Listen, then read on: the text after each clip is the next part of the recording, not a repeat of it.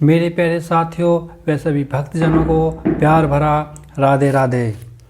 सर्वप्रथम श्री गणेश भगवान को नमन करते हुए तथा अपने श्री गुरुदेव महाराज के चरण कमलों में प्रणाम करते हुए अपने श्री गुरुदेव महाराज से यही आशा करेंगे कि हमारी भगवान श्री कृष्ण के चरण कमलों में हमारी भक्ति बढ़े और हम पर भगवान श्री कृष्ण की कृपा बनी रहे।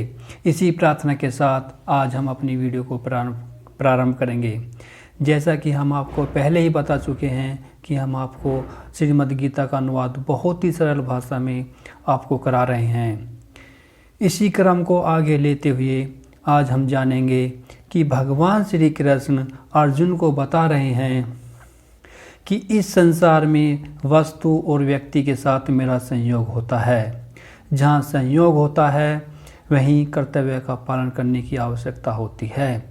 वस्तु का संयोग होने पर उस व्यक्ति में ममता न करके उसकी सेवा करना, उसको सुख पहुंचाना हमारा कर्तव्य है।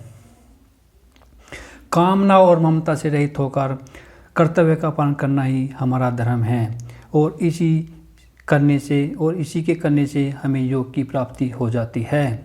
संयोग का तो वियोग होता है परंतु योग में कभी वियोग नहीं होता। योग की प्राप्ति होने पर मनुष्य राग द्वेष काम क्रोध आदि विकारों से सर्वथा मुक्त हो जाता है।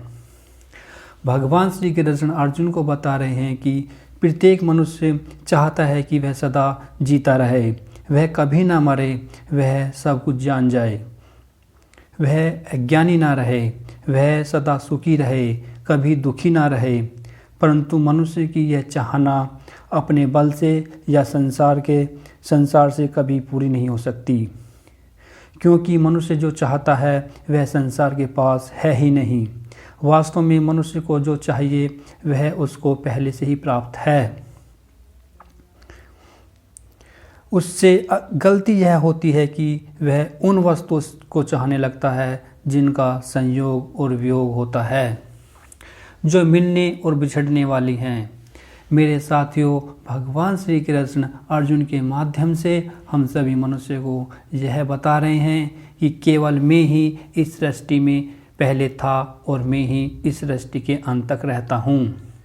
भगवान श्री कृष्ण कहते हैं कि वे मनुष्य कितने अभागे हैं जो मेरी भक्ति न करके इस भौतिक संसार में विषय वासनों में फंसकर दुख भोगते हैं, क्योंकि वे अपने हाथ से हीरा गिराकर कांच से मोहकर बैठते हैं और हजारों लाखों जन्मों तक कष्ट पाते हैं। क्योंकि यह मनुष्य शरीर बड़ा ही मुश्किल से भगवान श्री कृष्ण की जब हम पर बहुत बड़ी कृपा होती है तो यह दुर्लभ मानव शरीर हमें प्रदान करते हैं। भगवान श्री कृष्ण कहते हैं कि जो वस्तु पहले से ही हमसे अलग होती है और सदा ही हमसे अलग होने वाली है और अब भी हम से अलग है, जैसे कि हमारा शरीर कभी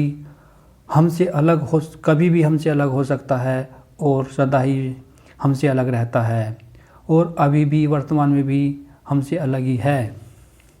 इसी तरह जो भगवान हमसे कभी अलग नहीं रहते वे सदा ही इस संसार में व्याप्त हैं और अब भी हमको इस संसार में अपनी उपस्थिति का अनुभव कराते रहते हैं।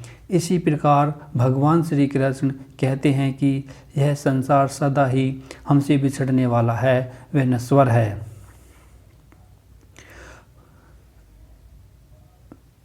और स्वयं मैं ही इस संसार में कण कण में समाया हुआ हूँ और अंत समय में सभी जीव मुझी में लीन हो जाते हैं।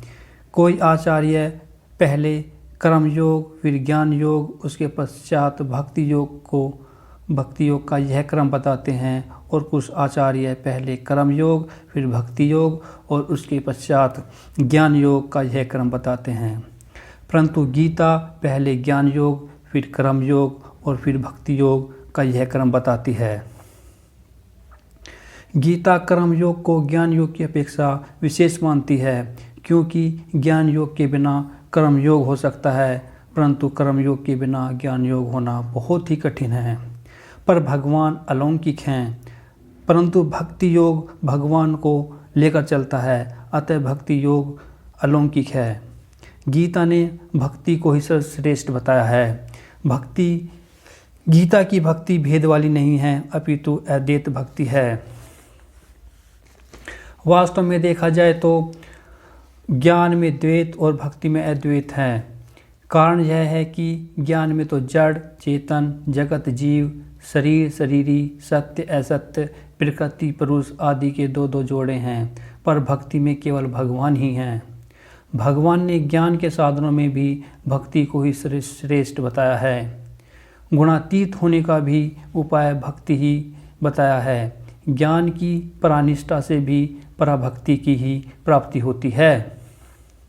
इस पराभक्ति से जानना देखना और प्रवेश करना तीनों की प्राप्ति हो जाती है। भगवान अपने भक्त को कर्म योग और ज्ञान योग दोनों की प्राप्ति करा देते हैं।